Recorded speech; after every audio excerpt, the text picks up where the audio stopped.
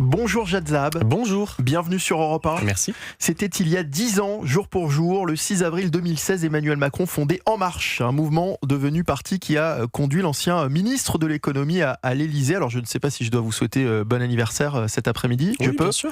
10 ans plus tard, le parti est dirigé par Gabriel Attal et compte 78 députés à l'Assemblée nationale. Alors quel bilan tiré de ces 10 ans d'En Marche et de Renaissance?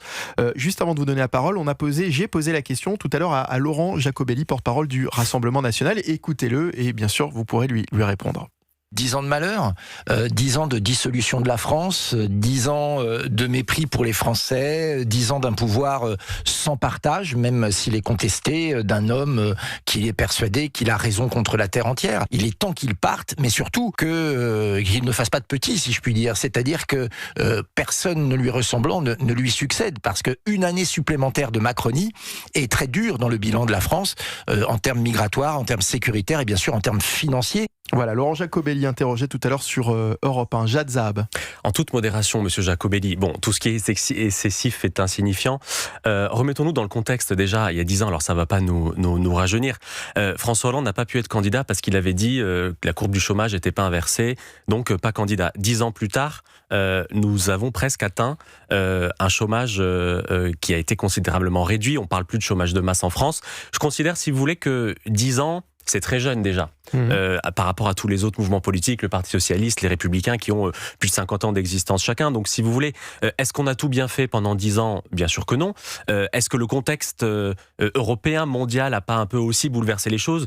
En venant, j'ai refait la liste des crises qu'on a traversées tous ensemble depuis 10 ans. Je pense qu'on s'en souvient tous. Le mouvement des Gilets jaunes, la crise agricole, la pandémie, la guerre en Ukraine, les conséquences sur l'économie, la crise agricole et aujourd'hui la guerre au Moyen-Orient. Donc je crois que ces 10 années dans lesquelles il y a eu une volonté, il y a eu une ambition, il y a eu une réalité aussi.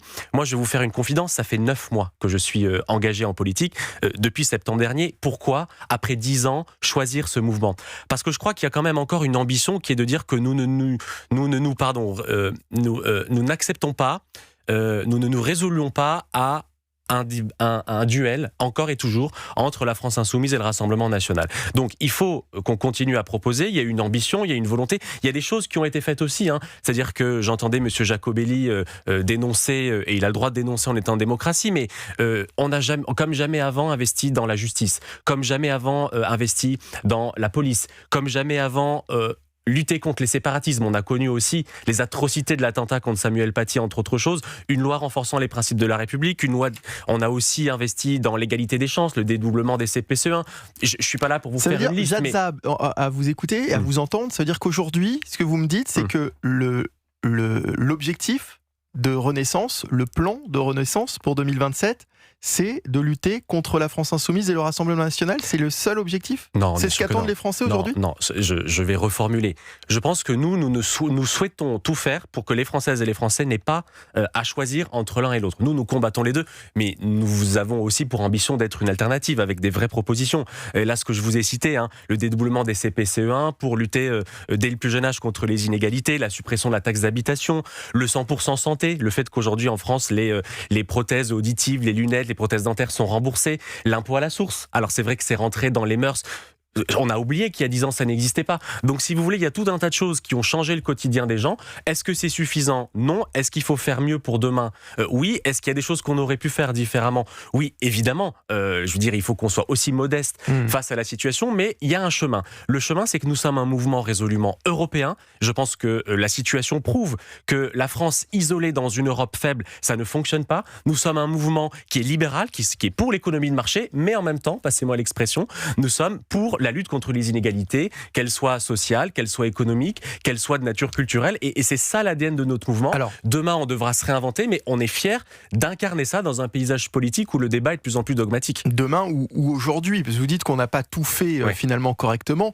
Comment vous expliquez que ce parti qui finalement était sans aucun doute, a sans aucun doute changé le visage de la politique française en 2016, finalement, tout au long de ces années, n'a fait que perdre des députés à l'Assemblée nationale. Aujourd'hui, il n'y a plus de majorité présidentielle. C'est aussi une des explications de la situation dans laquelle aussi on se trouve aujourd'hui. Comment est-ce que vous expliquez la situation dans laquelle se trouve aujourd'hui ce parti? Alors, je pense que c'est un mouvement, comme vous l'avez dit, qui est né en 2016, qui a suscité un espoir hors du commun, avec une volonté de faire autrement aussi. Mais nous avons été percutés par un contexte qui, j'ai envie de dire, s'est imposé à nous toutes et tous. Et si vous voulez, le mouvement des Gilets jaunes, c'est pas Emmanuel Macron. Il y a des éléments déclencheurs. En l'occurrence, c'était les 80 km/h et la taxe sur les carburants. Mais c'est aussi 50 ans d'une vie politique où les gens se sentent de moins en moins écoutés, ne se sentent pas appartenir à la citoyenneté française. Et donc, cette crise, elle a mis en lumière la nécessité de faire autrement. Mais moi, je ne suis pas de ceux qui disent que c'est la faute d'Emmanuel Macron. Donc, la situation, elle est telle. Une érosion démocratique, les gens en ont marre de la politique, ne se sentent plus écoutés, ne se sentent plus entendus. Comment est-ce que vous expliquez justement que les gens en ont marre finalement de la politique? Mais parce que je pense que les gens sont déçus par la politique. Les gens sont déçus parce que beaucoup de gens ont fait des promesses qu'ils n'ont pas tenues. Nous, on a essayé, on n'a pas promis le grand soir. Encore une fois, on a dit même beaucoup que de gens ont fait des promesses. Donc aujourd'hui, j'ai envie de vous dire, c'est votre parti qui est à l'Élysée. Bien sûr, mais encore une fois, je vous ai dit qu'il fallait qu'on soit modeste et humble et qu'on n'a pas tout bien fait. Peut-être vous me poserez la question et je vous expliquerai ce qu'on aurait pu mieux faire. Mais oui, c'est très clair que, sur la situation économique, sur la situation sécuritaire, on peut mieux faire, sur les retraites notamment aussi. Et on a d'ailleurs des propositions en la matière. Mais si vous voulez, je pense que 10 années à l'échelle de l'histoire d'un pays, c'est très jeune. Il y a une nouvelle génération aussi qui s'est engagée. Il y a une envie de faire autrement. Et puis, il y a des situations politiques, économiques et internationales aussi et surtout qui ont fait que la classe politique est ce qu'elle est. Moi, je balaye devant ma porte, mais je pense que les autres devraient aussi balayer devant leur porte, avec parfois des réflexes qui sont des réflexes politiciens. Nous avons toujours dit depuis la dissolution en 2024 que nous n'étions pas une force de blocage, mais une force d'appoint et de solution. Et vous voyez bien qu'en vérité, ça fait au moins 2-3 ans que tout le monde est déjà en campagne présidentielle, alors que nous, effectivement, on gouverne le pays. Alors nous ne sommes pas les seuls à le faire, puisque dans le gouvernement, il y a des gens qui viennent d'autres mouvements, mais voilà, on est très lucide, on est humble, il y a des choses qu'on a bien faites, des choses qu'on a moins bien faites, et l'examen de conscience, il a commencé et il y a des nouvelles propositions qui seront faites aussi dans les prochaines semaines. Pour avoir une vision d'avenir, à présent, effectivement, on parlait de demain. Demain, c'est bien sûr la présidentielle de 2027. Ce matin, Charles Rodwell, député Ensemble pour la République des Yvelines, appelait un rassemblement du centre et de la droite pour 2026. On l'écoute, il était l'invité ce matin d'Europe 1 et de CNews. On gouverne ensemble. Ça n'a aucun sens de présenter 2, 3, 4, 5 candidats lilliputiens à l'élection présidentielle. On parlait à l'instant de la proposition de loi que je porte sur la rétention administrative. Avec qui ai-je préparé cette proposition de loi? Je l'ai préparée, certes, avec Sébastien Lecornu, Premier ministre, mais avant lui, avec Bruno Retailleau, ministre de l'Intérieur. Je sais ce que je dois à Bruno Retailleau lorsqu'il était ministre de l'Intérieur.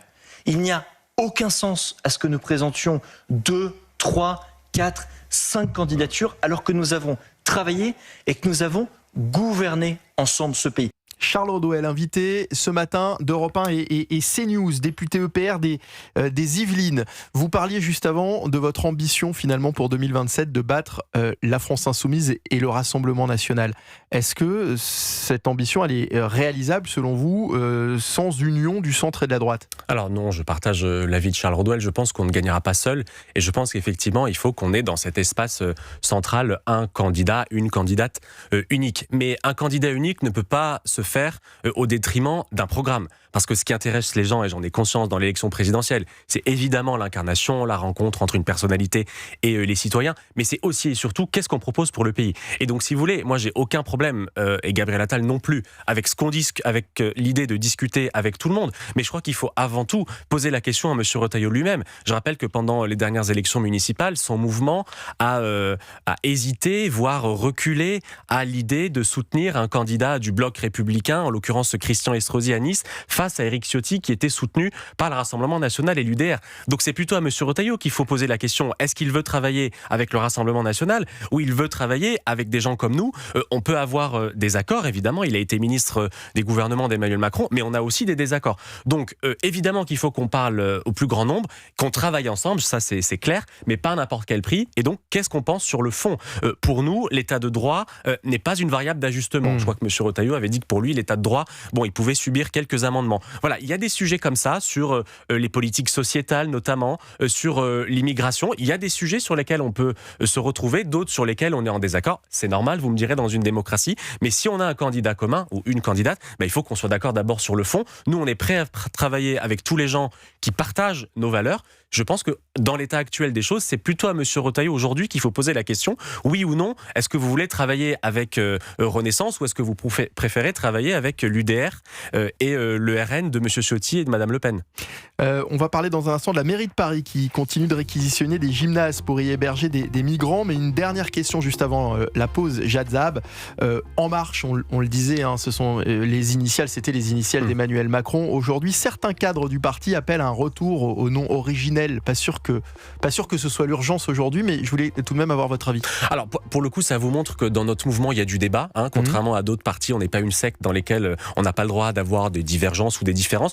Moi, je ne suis pas particulièrement sûr que ce soit une bonne idée de renouer avec le nom originel, mais pour autant, quand vous m'avez demandé tout à l'heure, est-ce que vous pouvez me souhaiter, pas à moi évidemment, mais au mouvement que je représente, bon anniversaire? Oui, je veux dire, on est Renaissance, mais chacun sait ce qu'on doit au président de la République, à Stéphane Séjourné, à Gabriel Attal, à Christophe Castaner, qui ont conduit notre mouvement. Pas de rupture avec En Marche? Non, pas de rupture, parce qu'on sait d'où on vient. Je veux dire, il y a 10 ans, jour pour jour, d'ailleurs le 6 avril 2016, Emmanuel Macron créait ce mouvement avec l'envie de faire différemment, avec l'envie de faire venir aussi des nouveaux visages, qui aujourd'hui d'ailleurs, que vous recevez sur vos plateaux, qui sont dans la vie politique. Donc non, évidemment, on renie rien. Est-ce que pour autant on a tout bien fait? Non, on est capable de faire notre examen de conscience. Et est-ce que ça va nous empêcher pour demain de proposer des choses peut-être un peu différentes de ce qu'on a pu faire? Non, parce qu'encore une fois, on met le projet et l'inventivité au service des gens, et je pense que les prochaines semaines le montreront. La mairie de Paris continue de réquisitionner des gymnases pour y héberger des migrants. Actuellement, le gymnase Fédération dans le 15e arrondissement n'est plus accessible. Une centaine de migrants y sont hébergés pour au moins un mois. Une décision de la mairie qui indigne les associations sportives, mais aussi le maire de l'arrondissement. Je vous propose d'écouter sa réaction. Le maire LR du 15e arrondissement de Paris, Philippe Goujon. Il n'y a évidemment aucune consultation. D'ailleurs, j'ai exprimé mon opposition depuis fort longtemps à ces pratiques. Je comprends qu'on puisse héberger des personnes pour qu'elles ne vivent pas dans la rue, mais pas dans des installations sportives, ce qui évidemment prive les scolaires de toute possibilité sportive pendant des semaines. Philippe Goujon, maire LR du 15e arrondissement de Paris, Jad Zahab. Une des premières en tous les cas décisions de la mairie de Paris, de la nouvelle équipe de la mairie de Paris, la réquisition donc de ce gymnase. La question qu'on peut se poser, est-ce que c'était la priorité aujourd'hui pour les Parisiens ? Écoutez, au-delà de cette question, je vais vous répondre. Ce qui, moi, me choque et me surprend, c'est vraiment la méthode. C'est-à-dire, nous l'avons dit dans la campagne municipale que nous avons menée avec Pierre-Yves Bournazel, nous le soutenions parce qu'il souhaitait faire autrement, avec une gouvernance différente. Nous avons dénoncé, et à juste titre, il me semble, la gouvernance très verticale de Madame Hidalgo, qui gouvernait la ville de Paris un peu en clan, sans vraiment faire participer les différents conseillers d'arrondissement. Et là, on entend le maire du 15e arrondissement, qui est donc concerné et qui dit j'étais pas au courant. Moi je crois que le premier sujet c'est vraiment de faire autrement. Sur le fond il y a du débat, évidemment on est dans une démocratie, mais je suis très surpris que ce soit la première ou l'une des premières décisions de manière unilatérale du nouveau maire Emmanuel Grégoire, qui n'a vraisemblablement pas consulté ni le Conseil de Paris ni les maires d'arrondissement, en l'occurrence le maire concerné. Donc c'est quelque chose qu'on a dénoncé et qu'on a d'ailleurs dénoncé sur un autre sujet qui est grave, qui est la question du périscolaire. Nous on a dit depuis le début, il faut que l'exécutif travaille avec la nouvelle assemblée à Paris qui a été élue. Et là, encore une fois, moi j'ai découvert de façon unilatérale cette décision que vous mentionnez concernant la réquisition d'un lieu pour abriter des migrants, sans concertation, sans discussion. Et donc cette méthode-là ne me semble pas en accord avec les aspirations des Parisiennes et des Parisiens. Il a été élu, c'est vrai, mais quand on gouverne une ville, on associe l'ensemble des parties prenantes. Et très surpris qu'une fois encore, cette méthode Hidalgo se poursuive. Et j'espère que c'est pas annonciateur de 6 années, voire 7, de gouvernance comme ça, encore verticale, unilatérale et sans discussion. Emmanuel Grégoire, qui pourtant, pendant la campagne, avait dit qu'il serait effectivement dans la continuité d'Anne Hidalgo, mais que justement, il y aurait des différences, notamment sur la méthode. Mais au-delà de la méthode, si on balaye la méthode, sur le fond, justement, Jad Zahab, qu'est-ce que ça vous évoque aujourd'hui lorsque ce que dit effectivement le maire du 15e arrondissement et puis la situation dans laquelle se retrouvent et les habitants et les associations sportives qui utilisent normalement ce gymnase. Mais je crois que c'est lié avec la question de la méthode, parce que évidemment, quand il s'agit de dire qu'il faut qu'on accueille des personnes qui vivent pas dignement, qui sont en situation d'attente le traitement de leur dossier ou pas, oui, évidemment, on va pas laisser des gens à la rue, mais pas n'importe comment. Là, en l'occurrence, vous l'avez dit, il y a un gymnase qui est, je crois, réservé aux activités sportives des enfants, qui a été réquisitionné de manière unilatérale. Encore une fois, s'il y avait eu une discussion et à long terme, oui, sans doute faut-il construire des centres d'accueil, je ne sais pas où, il faut discuter avec les riverains, avec les associations, avec les élus. Mais là, encore une fois, la méthode montre que justement, il y a c'est presque fait sur un coin de table pour empêcher ce débat. Moi, vous avez ma conviction personnelle. Je pense que Paris a vocation à accueillir, sur la base de critères très clairs, les gens qui sont en difficulté et qui sont dans des situations d'urgence. Mais pas n'importe comment, pas au détriment d'un service public de l'enfance, en l'occurrence si ça prive des enfants de faire du sport. Donc encore une fois, je crois que la méthode pose question, mais elle permet de répondre aussi sur le fond. Débattons de ces sujets-là, il y a une nouvelle assemblée parisienne élue, qui est un débat dans cette assemblée, mais que ça soit pas fait, encore une fois, comme une volonté unilatérale, verticale du maire, sans discussion, sans co-construction avec les élus, avec les associations, avec les riverains. On va parler, il reste quelques minutes d'émission, de la politique internationale pour terminer. Au 38e jour de guerre contre la République islamique d'Iran, Donald Trump donnera une conférence de presse ce soir à 19h. Il reviendra sur le sauvetage de l'aviateur américain en Iran et pourrait aussi clarifier sa position concernant l'ultimatum lancé à la République islamique, repoussé de 24 heures. Faut-il d'abord attendre quelque chose de cette prise de parole ? On sait que depuis quelques jours, le président américain a pris l'habitude de déclarer à la fois tout et son contraire. Ça semble presque devenu une stratégie de sa part, Jad Zab. Écoutez, moi je veux saluer déjà la voix de la France, la diplomatie française qui, contrairement à ce que certains disent, n'a pas pour ambition et pour objectif de parler qu'avec nos amis, mais aussi et surtout avec des gens avec lesquels nous sommes en désaccord. La diplomatie française parle à tout le monde et ça vous a sans doute pas échappé, un navire français a pu franchir le détroit d'Ormuz il y a quelques heures. Je veux y voir le signe du caractère très efficace de la diplomatie française dans une situation où notre allié américain conduit une opération depuis 38 jours et dans laquelle nous ne sommes pas directement impliqués. Ensuite, est-ce qu'il faut attendre quelque chose de Donald Trump ? Je ne le sais pas, mais je peux vous répondre avec mon œil de binational. Moi, je suis franco-libanais, donc je connais assez bien le Moyen-Orient et je peux vous dire avec certitude que la voix de la France compte au Moyen-Orient. Cette idée de dire que nous défendons la souveraineté des États, nous défendons le droit des peuples à disposer d'eux-mêmes, nous défendons aussi la possibilité pour les peuples de se prononcer, la possibilité pour les États de mener des opérations dans le cadre du droit. La France est entendue au Liban, en l'occurrence, même si c'est pas directement le sujet, même si le Liban est partie prenante dans cette guerre. Donc moi, je défends cette voix de la France, qui est un allié évidemment des Américains, mais qui est aussi en capacité d'avoir sa propre diplomatie, de parler à tout le monde.